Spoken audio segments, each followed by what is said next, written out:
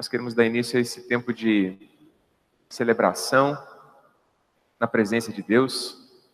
Que bom que você veio, que bom que você está aqui. E nós queremos iniciar esse tempo de reflexão, de caminhada em conjunto como igreja, como comunidade.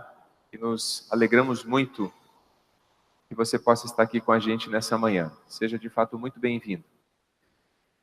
Gostaria de iniciar o culto hoje lendo uma palavra da carta de João, a primeira carta de João, um dos últimos livros da Bíblia, em que ele escreve assim: E vimos e testemunhamos que o Pai enviou seu Filho para ser o Salvador do mundo. Se alguém confessa publicamente que Jesus é o Filho de Deus, Deus permanece nele, e ele em Deus. Assim conhecemos o amor que Deus tem por nós e confiamos nesse amor. Deus é amor. Todo aquele que permanece no amor, permanece em Deus e Deus nele. Dessa forma, o amor está aperfeiçoado entre nós, para que no dia do juízo tenhamos confiança, porque neste mundo somos como ele. No amor não há medo. Ao contrário, o perfeito amor expulsa o medo, porque o medo supõe castigo. Aquele que tem medo não está aperfeiçoado no amor. Nós amamos porque ele nos amou primeiro. Se alguém afirmar eu amo a Deus, mas odiar o seu irmão, é mentiroso, pois quem não ama seu irmão a quem vê, não pode amar a Deus a quem não vê. Ele nos deu este mandamento: quem ama a Deus, ame também seu irmão. E eu apenas enfatizo essa pequena porção final aqui do capítulo 4, versículo 21. Quem ama a Deus, ame também seu irmão. As duas coisas são indissociáveis. É absolutamente impossível dentro da espiritualidade cristã separar o amor a Deus e o amor ao próximo. Amém? Vamos ter um momento de oração. Convido para que nós oremos assim como nós estamos.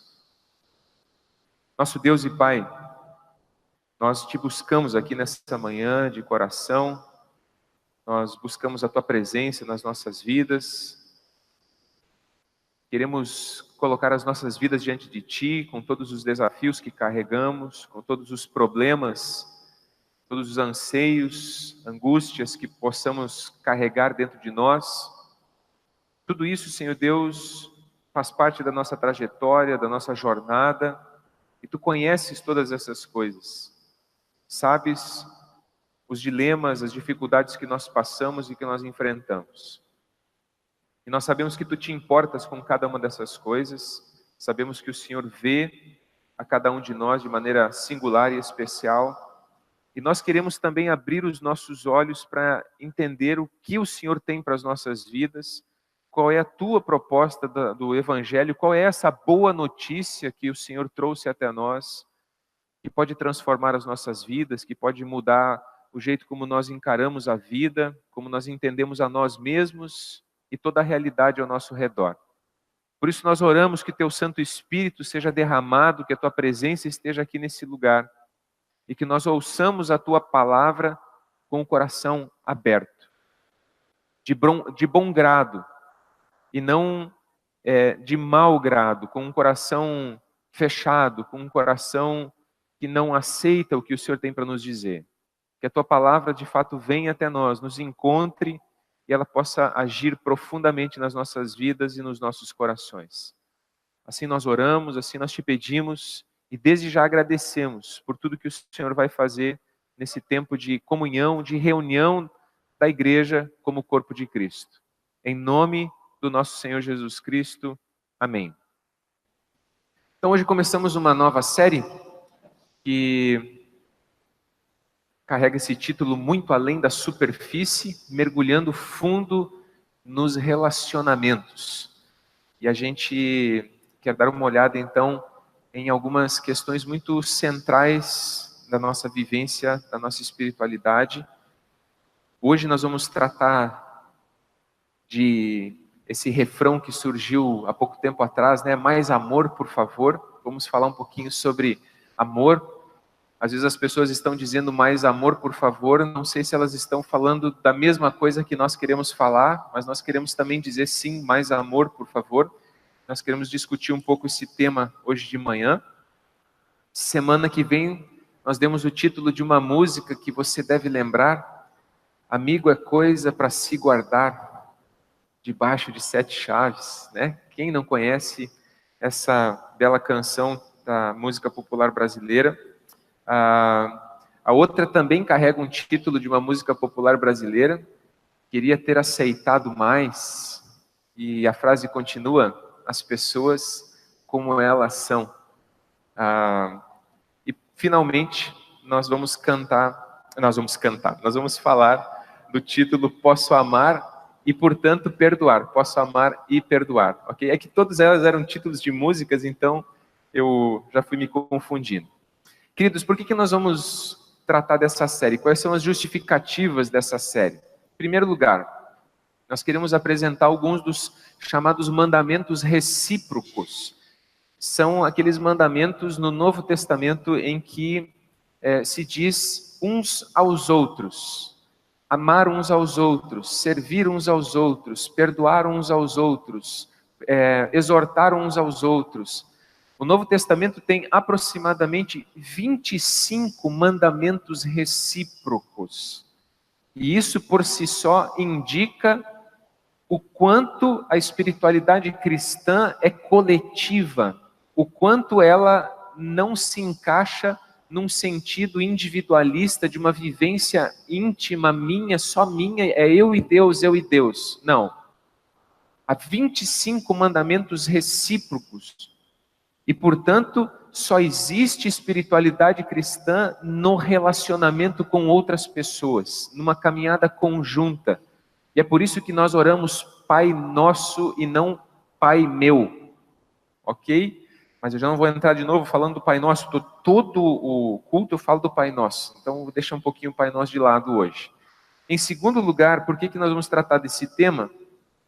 Porque nós estamos vivendo numa era, num momento da nossa história, talvez nós já passamos por outros momentos assim, mas talvez esse seja um dos momentos da nossa caminhada como humanidade, em que a gente tem uma soma de relacionamentos extremamente superficiais, ok?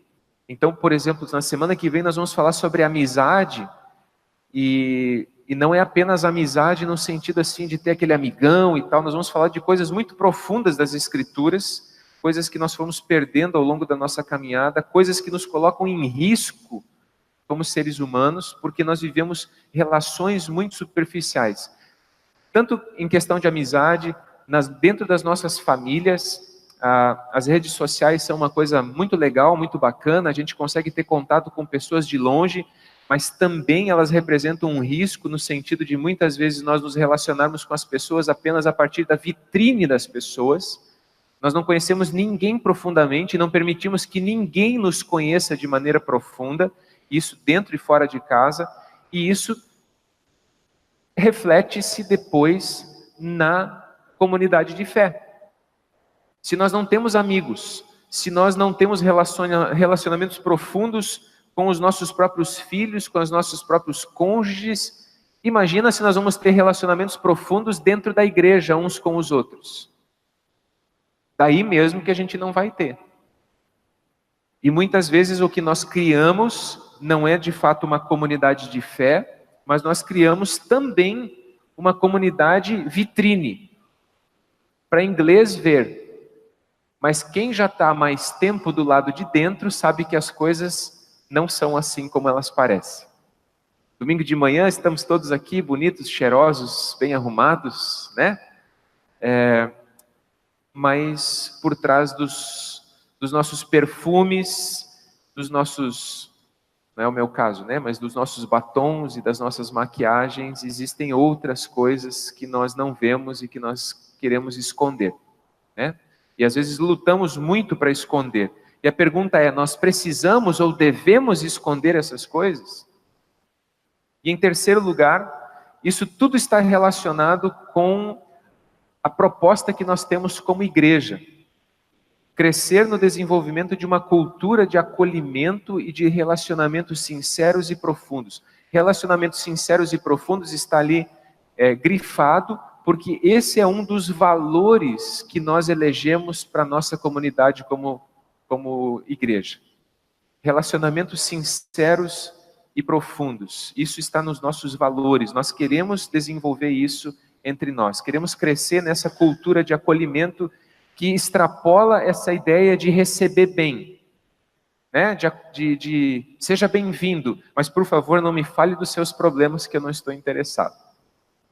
Né? Acolhimento é muito mais do que apenas dizer seja bem-vindo. Tem a ver com dizer seja bem-vindo e nós te assumimos com toda a tua bagagem que tu traz junto contigo. E aí o calo aperta um pouco mais, né? Do que dizer assim, você é muito bem-vindo, só por favor não venha nos sobrecarregar com as tuas questões. Né? Igreja, no Novo Testamento, tem a ver com esse nível de acolhimento. E isso, então, está profundamente relacionado com um ambiente de vida plena e ação transformadora fundamentada no Evangelho de Jesus Cristo, que é a nossa missão como comunidade. Ser um ambiente de vida plena, isso passa por relacionamentos sinceros e profundos e ação transformadora. Se nós não conseguimos, como igreja, ser algo diferente do que o mundo é, então a gente não vai poder transformar nada para o lado de fora. Isso tudo baseado no Evangelho de Jesus Cristo. Ok? Então, hoje, mais amor, por favor. Nós estamos caminhando nesse tema, que é um tema introdutório da série, ok? Mas também muito importante. Em primeiro lugar, a Bíblia pode ser resumida em apenas 2 preceitos, como nós bem sabemos, como nós já ouvimos muitas vezes. Eles estão expressos várias vezes no Novo Testamento, mas em Lucas 10, 27, você vê ali a expressão: ame o Senhor, o seu Deus, de todo o seu coração, de toda a sua alma, de todas as suas forças e de todo o seu entendimento, e ame o seu próximo como a si mesmo. Ame a Deus, ame ao próximo. Ok? Foi isso que nós lemos lá em 1 João, quando nós abrimos o culto hoje, foi aquela frase que eu disse, aquele que ame a Deus também ame o seu próximo, também ali está aquele resuminho. A gente é chamado a amar a Deus, amar ao próximo. Quando você pega os 10 mandamentos, você tem os 4 primeiros mandamentos voltados para Deus. Eu sou o Senhor teu Deus, não terás outros deuses além de mim. Você tem a questão do sábado, que é uma expressão de prioridade, é uma expressão de você colocar a sua vida a dispor de Deus. Você não vive para si mesmo e por isso você para se dedicar a Deus. Você tem a coisa de não usar o nome de Deus em vão, ou seja, do respeito, do temor. Ou seja, os 4 primeiros mandamentos se referem à relação com Deus. Os demais mandamentos se referem à relação com o próximo. Honra teu pai e tua mãe, não matarás, não furtarás, não cobiçarás o que é do teu próximo, não dirás falso testemunho e assim por diante. Então, as 2 tábuas da lei se dividem justamente nessas 2 questões: amar a Deus, amar ao próximo. O mandamento do amor ao próximo, esse mandamento do amor ao próximo, que ele já aparece no Antigo Testamento, lá em Levítico, no capítulo 19, ele é ostensivamente repetido no Novo Testamento. Jesus repete, os apóstolos repetem, Paulo, Pedro, Tiago, todos eles citam esse texto bíblico nas suas cartas. Por exemplo, o apóstolo Paulo em Gálatas 5,14 diz assim: toda a lei se resume num só mandamento: ame o seu próximo como a si mesmo. Ok? Gálatas 5,14. Em outro lugar, em Romanos 13,9, ele diz: pois esses mandamentos, não adulterarás, não matarás, não furtarás, não cobiçarás, e qualquer outro mandamento, todos se resumem neste preceito: ame o seu próximo como a si mesmo. Se você ama o seu próximo, você não furta, você não fala mal dele, você não mata, você não cobiça as coisas que são dele, você ama ele, você não vai fazer o mal para ele. Ok? Então, todos esses mandamentos, digamos assim, proibitivos, não faça isso, não faça aquilo, eles se resumem nesse mandamento positivo. Ame o seu próximo como você ama a você mesmo. Mas quando Jesus, especialmente no Evangelho de João, ele vai falar do mandamento, ele diz: eu estou trazendo a vocês um novo mandamento. Um novo mandamento. Como assim novo? E esse novo mandamento, Jesus diz o seguinte: um novo mandamento lhes dou. Pode seguir o slide ali, por favor? Isso. Um novo mandamento lhes dou.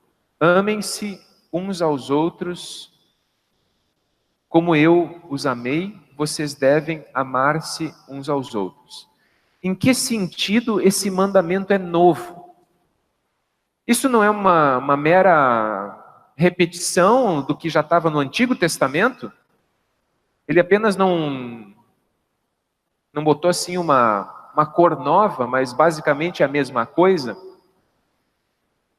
Na verdade, é radicalmente mais profundo isso que Jesus diz aqui. Um novo mandamento lhes dou, amem-se uns aos outros. Até aqui tudo bem. Aqui é basicamente uma repetição do que nós tínhamos até então. Mas o problema começa na frase seguinte: como eu os amei, vocês devem amar-se uns aos outros. No Antigo Testamento, o critério do amor, no Antigo Testamento, o critério do amor ao próximo era o amor próprio. E isso costuma frear a nossa maldade, certo? Eu sou a referência, no mandamento dado no Antigo Testamento, eu sou a referência daquilo que do comportamento que eu devo ter com o meu próximo. Eu sou esse referencial. Ame o seu próximo como a si mesmo. E tem pessoas que não se gostam muito. Não é verdade? Até às vezes em palestras que a gente vai, muitas vezes palestras assim com um cunho um pouquinho mais psicológico, a gente tem bastante forte essa ênfase assim: você não tem como amar as outras pessoas se você não ama a si mesmo. Então você precisa começar com amor próprio para que você tenha o que oferecer para as outras pessoas. Isso tem o seu fundo lógico, né? De verdade. Mas quando Jesus fala no Novo Testamento, esse critério do amor ao próximo passa a ser o próprio Cristo. O critério para o amor não é mais o meu amor próprio, mas passa a ser a maneira como Cristo demonstrou o seu amor por mim. E nós sabemos que o amor de Deus foi demonstrado de maneira prática e de maneira sacrificial. E aí nós não temos mais uma questão apenas de um freio para a maldade. Eu não vou fazer o mal para o outro porque eu não faria isso para mim mesmo. Eu não vou fazer aquilo para o outro porque eu não gostaria que o outro fizesse isso comigo. Não tem mais a ver com um freio para impulsos negativos. Isso aqui tem a ver com algo completamente diferente. É mais ou menos assim, eu gosto de usar esse exemplo, eu preguei sobre esse texto lá em Joinville, agora poucos dias atrás, no encontro que nós estivemos lá. Quando nós temos, por exemplo, a história de Zaqueu, a conversão de Zaqueu. Zaqueu era um publicano, um homem provavelmente envolvido com corrupção, que teve um enriquecimento ilícito, ganancioso. E o texto diz que ele, quando ouviu o evangelho de Jesus, ele decidiu dar a metade dos seus bens aos pobres, devolver 4 vezes mais as pessoas a quem ele havia, de alguma forma, lesado ou roubado. E muitas vezes a nossa compreensão de conversão, ela significaria: Zaqueu era um homem corrupto, agora ele se tornou um homem honesto. Mas Zaqueu não se tornou um homem honesto. A conversão de Zaqueu não é uma conversão da corrupção para a honestidade. A conversão de Zaqueu é uma conversão da corrupção para a generosidade. Isso é um passo muito além do que apenas a honestidade. A honestidade é a metade do caminho. Porque eu posso deixar de ser corrupto e me tornar honesto, mas ainda assim ser dominado pelo dinheiro, ainda assim permanecer avarento, ainda assim acreditar que o que dá alegria e o que satisfaz o meu coração é a grana que eu tenho no bolso. Isso não é conversão. Está entendendo o que eu quero dizer? Aqui também, quando você olha para esse texto, Jesus não está propondo apenas que você refreie impulsos negativos que poderiam fazer mal sobre as outras pessoas. Ele está dizendo, eu estou chamando você para viver uma vida completamente transformada a ponto de que você possa se doar para as outras pessoas. Você vai se tornar não apenas alguém que não mata. Sabe aquelas frases que a gente ouve das pessoas quando elas querem dizer que são boas? Eu nunca matei, nunca roubei, eu nunca isso, eu nunca aquilo. Mas o cara vive para si, ele pensa só em si, ele está ocupado com o seu conforto, com o seu prazer, com o seu bem-estar. É eu, mim, é tudo, entende? Mas de fato ele é uma pessoa boa. Ninguém pode dizer que ele está fazendo mal para os outros. Mas conhecer o Evangelho é ser essa pessoa boa que não faz mal para os outros? Jesus está dizendo não, conhecer o Evangelho é se tornar alguém que se torna capaz de se sacrificar, de doar-se, de ir um passo além, de abrir mão da sua zona de conforto, de quebrar com esse lugar onde eu digo assim, olha, aqui está tudo certo comigo e daqui eu não passo. A conversão é isso, é se tornar parecido com Jesus, é essa situação de que em determinado momento Jesus diz para os seus discípulos, gente, olha, a gente está cansado, está exausto, essa multidão o dia todo, nós atendendo essas pessoas todas, e eles pegam um barquinho para ir para um lugar solitário, e as pessoas ficam sabendo que Jesus vai fazer esse percurso, eles vão por terra, chegam lá antes, quando Jesus chega com o barco, aquela multidão, eu me coloco no lugar dos discípulos, eu teria me jogado para trás no barquinho e dito, não é possível. Agora que a gente ia ter um momento de descanso, a gente ia dar uma relaxada, o mestre ia atender a gente ia ter um momento com ele, mas a postura de Jesus é diferente, ele olha para a multidão e diz, eles são como ovelhas sem pastor. E ele se enche de compaixão. E o texto grego diz assim, ele esplancton, as suas entranhas se moveram.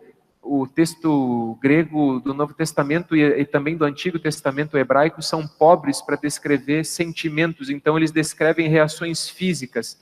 Jesus se comoveu, as suas entranhas se mexeram dentro dele.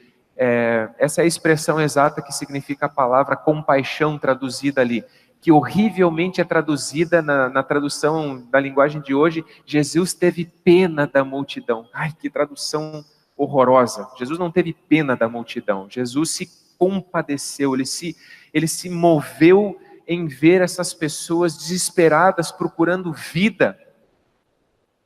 E ele disse, vai chegar o tempo em que a gente vai dar uma descansada, nós vamos atender essas pessoas. Entende o que eu quero dizer? Ele dá um passo a mais. Eles têm o direito de parar, eles têm o direito de descansar, sim. Continua sendo válido o quarto mandamento em que Deus nos ordena descansar. E a gente precisa disso, senão a gente se arrebenta. É extremamente necessário. Mas Jesus, ele dá esse passo a mais. Outro texto bíblico que me faz lembrar toda essa história da maneira como Cristo nos amou e ele vai a ponto de morrer na cruz por nós. Mas tem uma outra história em que ele atende a multidão, isso está narrado no Evangelho de Marcos, capítulo 4 e 5, ele atende as multidões durante o dia, ele decide pegar um barco, atravessar o lago da Galileia, e eles enfrentam uma tempestade, durante a noite, os discípulos pensam que vão morrer, e no outro dia ele chega lá do outro lado, em Gadara, num território pagão, num local onde tinha criação de porcos, que eram animais imundos, que os judeus não podiam se aproximar, e ele encontra um sujeito que mora nos sepulcros, ele mora no cemitério, ele é um sujeito que é violento, que agride as pessoas, que se fere com pedras, que grita entre os sepulcros, que anda o dia todo. Ele é um homem endemoniado. E Jesus chega ali, ele abandona a multidão, atravessa o mar da Galileia, atravessa uma tempestade, por causa de uma pessoa, por causa de um caso perdido, por causa de um ser humano que todo mundo diz assim, o texto diz que várias vezes tentaram prendê-lo e ninguém conseguia prendê-lo. Ele se libertava todas as vezes.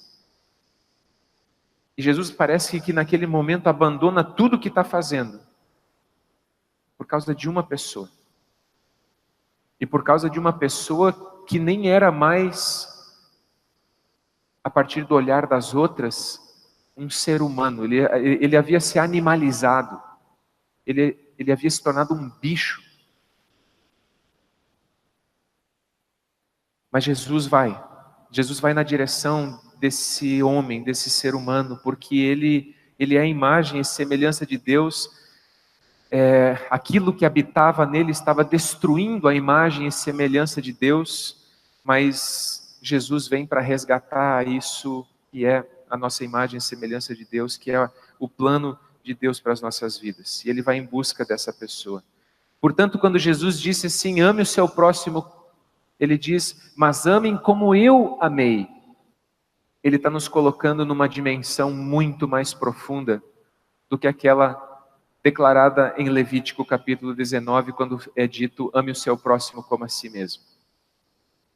Aqui nós temos uma situação muito mais intensa, uma seriedade muito maior, um comprometimento absurdamente maior.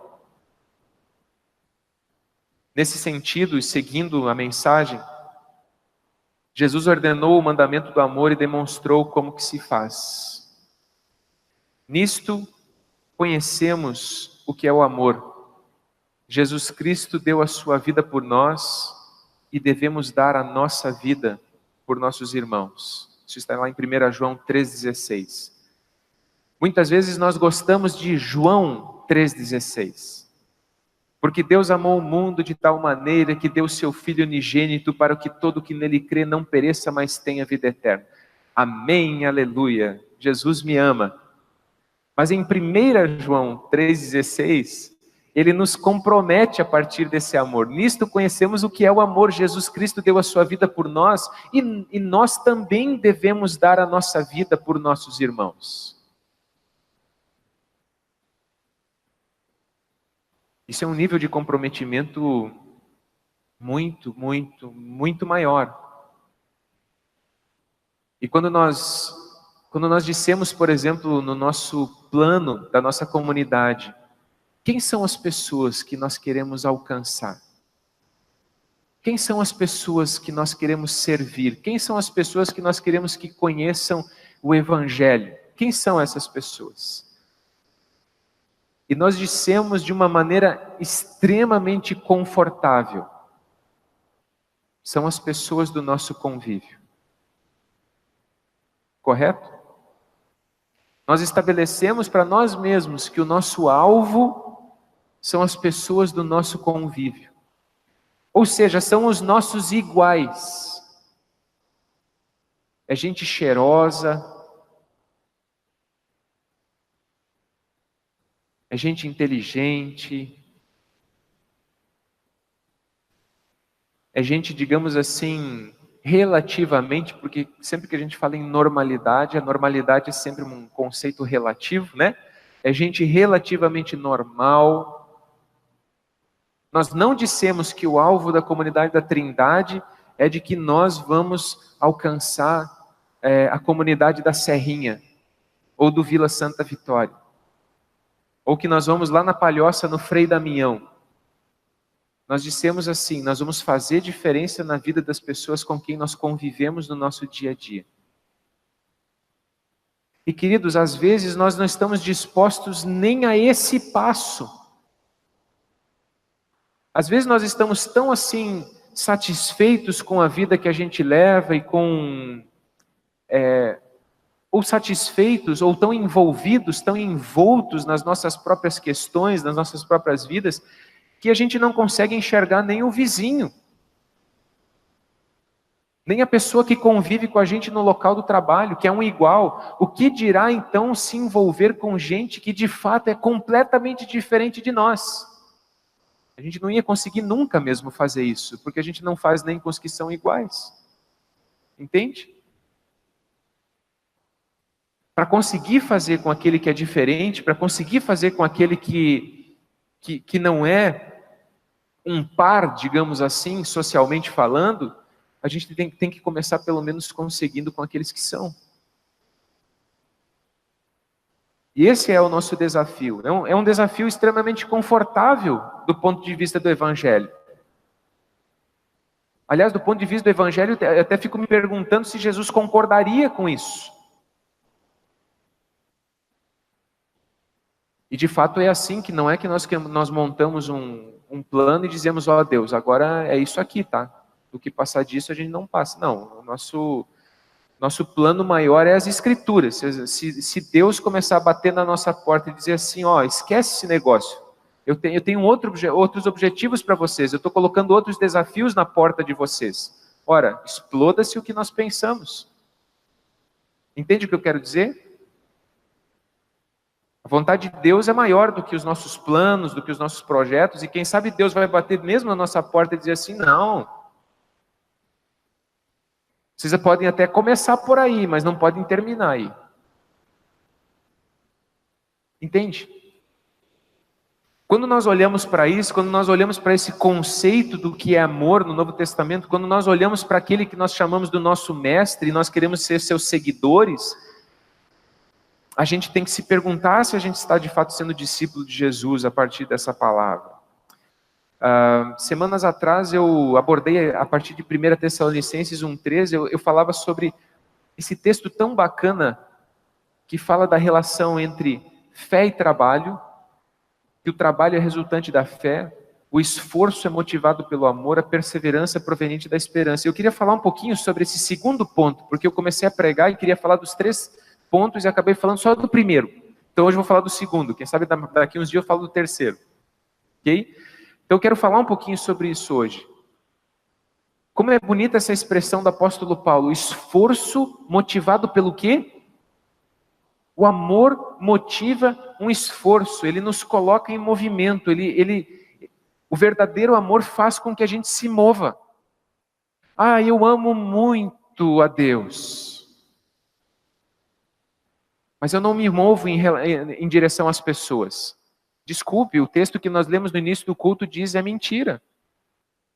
Isso não é amor. Isso é algum sentimentalismo religioso. Entende? Mas não é amor. O amor é algo que motiva e que gera esforço, que gera empenho, que gera dedicação, que gera devoção. Aqui está o texto, lembramos continuamente diante de nosso Deus e Pai o que vocês têm demonstrado, o trabalho que resulta da fé, o esforço motivado pelo amor e a perseverança proveniente da esperança em nosso Senhor Jesus Cristo. Então, seguindo aqui, de onde viria a nossa desmotivação? Por que às vezes a gente não tem essa motivação gerada pelo amor? Por que às vezes a gente se assenta num lugar de satisfação pessoal própria, em que a gente não se move mais em direção às outras pessoas, no sentido de servi-las, de se dedicar a elas, de se empenhar por elas? E eu lembrei de um texto bíblico, de uma exortação de Jesus para as 7 igrejas do Apocalipse. A primeira das 7 igrejas é a igreja de Éfeso. No versículo 2 do capítulo 2, ele diz assim: conheço as suas obras, o seu trabalho árduo e a sua perseverança. Jesus olha para essa igreja e uma das coisas que ele ressalta, entre outras positivas que essa igreja tem, é: conheço as suas obras, o seu trabalho árduo e a sua perseverança. De alguma maneira, todos aqueles elementos, trabalho gerado pela fé, esforço motivado pelo amor, perseverança proveniente da esperança, estão presentes nesse pequeno versículo. Mas aí nos versículos 4 e 5 ele diz assim: contra você, porém, tenho isto: você abandonou o seu primeiro amor. Você abandonou o seu primeiro amor. Lembre-se de onde caiu, arrependa-se e pratique as obras que praticava no princípio. Veja como, ali está em amarelo, você pode perceber isso, veja como está a relação. Abandonou o primeiro amor, está relacionado com a prática das primeiras obras. Como é que você diagnostica que o primeiro amor foi abandonado? Pela desmotivação, pela falta de empenho, pela falta de dedicação. Por aquela situação de dizer assim: eu já fiz o suficiente. Eu já ouvi essa frase tantas vezes. Eu já ouvi muitas vezes essa frase. De fato, de pessoas que se empenharam, que se dedicaram, que arregaçaram as mangas, que fizeram muito pelo reino de Deus. E de repente, por alguma razão, a pessoa diz: eu já fiz o suficiente. Queridos, isso é triste. Isso é triste porque o apóstolo Paulo, no final da sua vida, ele diz: olha, eu estou prestes a ser oferecido como libação, como uma oferta a Deus. Eu vou ser morto em breve. E que bom, eu vou para o céu. Mas eu gostaria de ficar mais um pouco, porque eu gostaria de poder ainda contribuir com a fé de vocês. Ele foi incansável até o fim da sua vida. Ele foi dedicado até o fim da sua vida. E ele pôde então dizer: eu completei a carreira, eu guardei a fé, a coroa da vida está guardada. É triste quando a gente diz assim: eu já fiz o suficiente, porque geralmente nesse momento a gente começa não apenas a parar de crescer, mas a gente começa a morrer espiritualmente. A gente pode não ter mais o mesmo pique para fazer as mesmas coisas que nós fazíamos em outros momentos. Eu, por exemplo, eu acho que passou a minha fase de passar a noite inteira acordado em retiro de jovens, segurando uma galera do mal. Se é que vocês entendem o que eu quero dizer. Graças a Deus, aqui na comunidade da Trindade, eu nunca tive que fazer isso e nunca vi ninguém tendo que fazer isso, mas eu já fui em retiros assim, terríveis, em que eu tinha que ficar aceso o tempo todo, porque a galera que ia no retiro era terrível. E eu não queria ter que prestar esclarecimentos extremamente constrangedores para pais, porque eu dormi durante a noite e acabei deixando que alguma coisa acontecesse. Isso eu não faço mais. Não tenho mais pique para isso, me perdoem, não dou mais conta disso. Agora, eu já fiz o suficiente? Não. Eu faço o suficiente? Não. Entende o que eu quero dizer?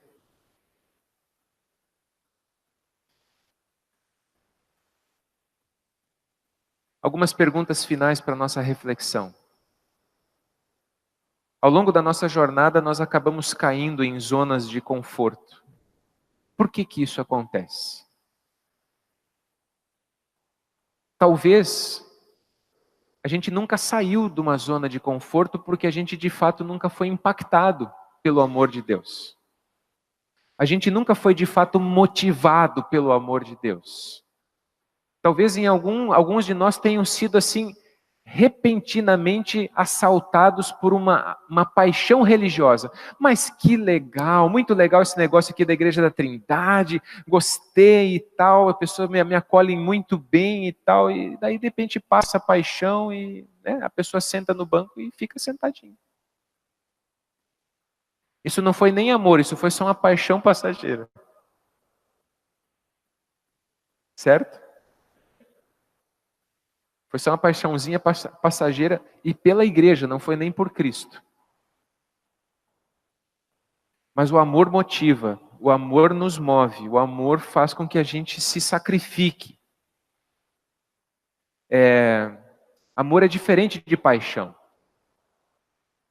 Pessoas apaixonadas fazem loucura, né? Pessoas apaixonadas mandam construir outdoors, fazer outdoors. Eu amo você, não sei o que, aquele negócio todo. Muitas vezes essas mesmas pessoas apaixonadas, quando finalmente conseguem o que querem e descobrem que a pessoa a quem elas devotavam tanta paixão não é tudo o que elas sonhavam, na mesma medida da paixão também vem a decepção, vem os conflitos, vem os rancores e vem o término do relacionamento. E tem gente que quer viver apaixonada. Por isso, em todo momento em que a relação está se desgastando ou está ficando chato, aí pula para outro. Porque a pessoa quer viver apaixonada. Ela não quer crescer. Ela não quer virar gente grande, ela quer viver apaixonada. Espiritualmente falando, nós também temos gente assim. Aqui tem um movimento acontecendo, daí a pessoa vai lá, sentiu um friozinho na barriga, que beleza, esse lugar é maravilhoso e tal. De repente, a pessoa começa a perceber que as pessoas têm problemas, que não é só unção que tem ali, também tem carnalidade ali. Entende? Mas daí tem um novo movimento acontecendo em outro lugar. Daí a pessoa vai lá e diz assim, opa, agora descobri outra coisa interessante. E a pessoa quer viver apaixonada, espiritualmente falando. O apaixonado, ele está sempre preocupado em si, com as suas expectativas. Ele está preocupado com o que a pessoa ou o espaço onde ele está pode oferecer para ele. A paixão é uma coisa egocêntrica, egoísta. A pessoa se move não em função do outro, a pessoa se move em função de si própria. Porque ela é encurvada sobre o próprio umbigo. Ela é ensimesmada. Isso é uma pessoa apaixonada. Uma pessoa que ama é uma pessoa que superou o ensimesmamento. É uma palavra bonita para se colocar no dicionário, né? E ela começa um processo de outramento. Ela não faz o que ela faz por causa de si, ela faz o que ela faz por causa do outro, porque ela se preocupa com o outro. Casamento que se sustenta é o casamento em que as pessoas começam a deixar de pensar apenas em si e começam a pensar no outro. Começam a reclamar menos acerca da sua felicidade que não vem e que não chega, porque o outro não faz o que ele tem que fazer, e começa a buscar promover a felicidade do outro. Esses são casamentos sim, que se sustentam, em que a paixão é superada e o amor ocupa esse espaço. Na relação com Deus também. Pessoas apaixonadas são aquelas que se convertem, aí quebram os CDs dos Beatles, aí cortam o cabelo e compram roupa mais decente, o que não é uma má ideia em alguns casos, né? Etc, etc. E 9 meses depois fica perguntando, mas eu quebrei o CD dos Beatles, por quê mesmo? Então, como diz o pastor Ed René, antes dos 9 ou 8 meses após a conversão, não quebre nada. E pode ser que depois você descubra que não precisava ter quebrado. Certo? Então, pessoas apaixonadas fazem coisas Às vezes, que nem o legalista topa, mas é paixão. E quando a paixão passa, aí a pessoa diz assim, eu não sabia que ia ser assim. Eu achei que todo culto que eu ia vir, eu ia sentir uma coisa maravilhosa dentro de mim, e que eu ia ter uma experiência nova a cada culto, em cada momento, aquele sentimento tremendo, e eu já brinquei com isso, né? Vou brincar de novo, porque o Alex está aqui. Cadê o Alex? Estava lá ali, tá ali o Alex, né? Eu já brinquei com esse negócio assim. Se você em cada culto precisa sentir alguma coisa, nós vamos fazer a fila da sensação. Não sentiu nada durante a pregação? Não. Não sentiu nada durante o louvor? Não. Não sentiu nada durante a oração? Não. Então pode vir aqui na fila, o Alex vai estar aqui no final, cada um ganha um bolachão daquela mãozona do Alex. Sentiu agora alguma coisa, irmão? Senti. Ok, que bom. Então você pode ir para casa feliz porque sentiu alguma coisa. Brincadeira, né, irmãos?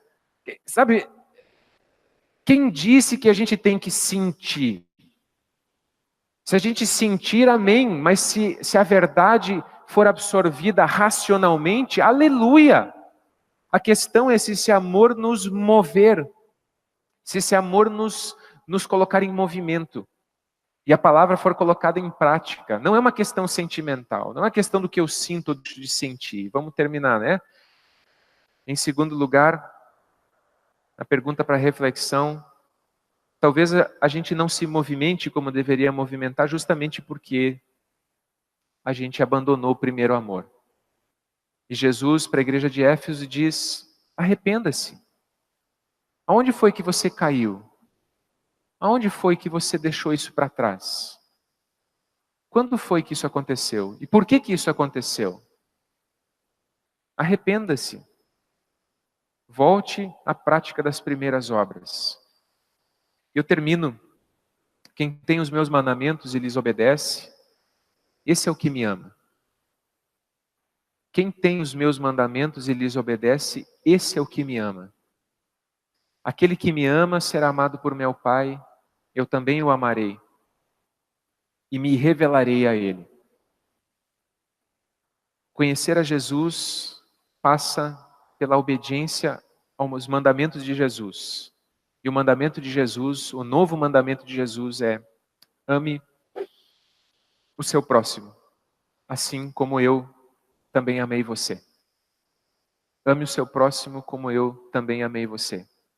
É nesse processo que Jesus se revela a nós, é nesse processo que nós o conhecemos, é nesse processo que nós somos amados pelo Pai, nos tornamos habitação do Pai. Amém. Oramos? Senhor nosso Deus, obrigado pela Tua palavra, porque ela é viva, ela é eficaz. Às vezes nós damos o nosso melhor e nós damos as nossas últimas energias por coisas que não estão relacionadas ao Teu reino, não estão relacionadas às semeaduras para a eternidade, estão relacionados aos nossos sonhos materialistas, aos nossos objetivos que se limitam a essa própria existência. E, ó Deus, nós queremos aprender a priorizar aquilo que é prioritário para Ti. Ajuda, Senhor Deus, muitas vezes nós não conseguimos. Muitas vezes nós nos pegamos nos ensimesmando, dobrados sobre os nossos próprios umbigos, voltados para nós mesmos. Ajuda-nos a romper com esse ciclo egoísta, egocentrado, e de fato olhar para as pessoas ao nosso redor. E o nosso objetivo não é olhar para pessoas completamente diferentes de nós num primeiro momento. Nós estabelecemos como alvo conseguir enxergar quem já está do nosso lado. Conseguir perceber as necessidades de quem já está ali. Ajuda-nos a romper com isso, para que a Tua igreja, para que esta comunidade possa ser um oásis no meio desse mundo de superficialidades, de individualismo, em que cada um por si e Deus por todos. É o que nós te pedimos, é o que nós oramos em nome de Jesus. Amém.